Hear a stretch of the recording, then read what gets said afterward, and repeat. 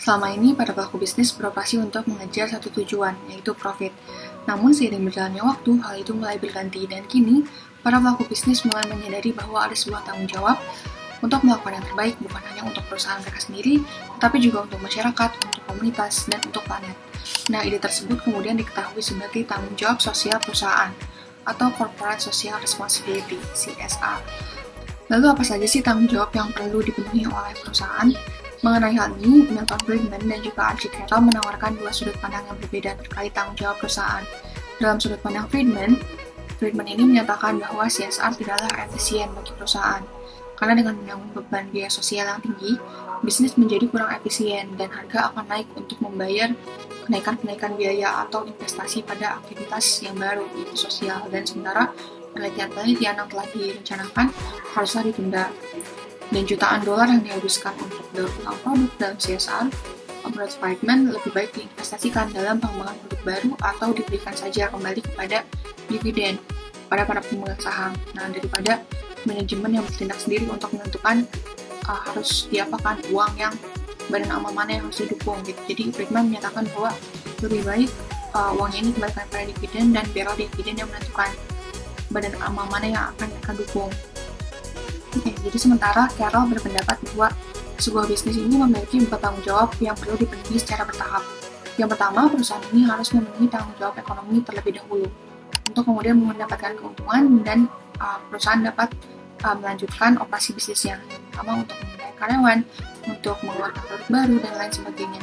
Dan kemudian saat tanggung jawab ekonomi telah terpenuhi, mereka akan melanjutkan keberadaannya dengan cara memenuhi tanggung jawab hukum, untuk memenuhi regulasi dan regulasi-regulasi yang telah ditetapkan oleh pemerintah setempat agar bisnis bisa terus berjalan.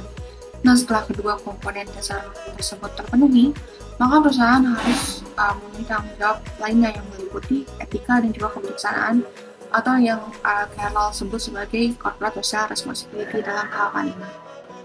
Jadi baik Friedman maupun Carroll, mereka berpendapat bahwa posisi yang didasarkan pada dampak tindakan tanggung jawab sosial terhadap keuntungan perusahaan.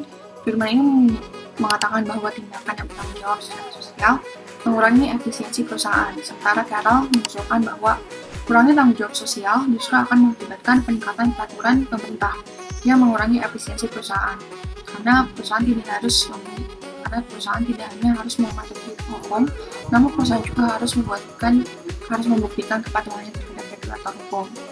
Nah, jadi dalam jalannya operasinya, perusahaan biasanya didikte oleh sebuah konsep yang bernama triple bottom line, atau sebuah konsep yang mengatakan bahwa sebuah bisnis ini harus fokus ke dalam 3 faktor. Yang pertama adalah faktor profit, people, dan juga planet.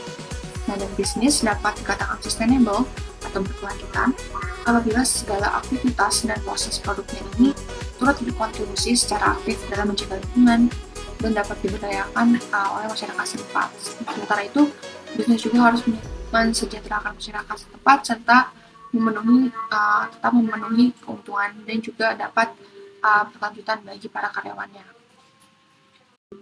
Nah, secara tradisional, CSR ini terbagi dalam 4 kategori. Yang pertama adalah kategori tanggung jawab lingkungan.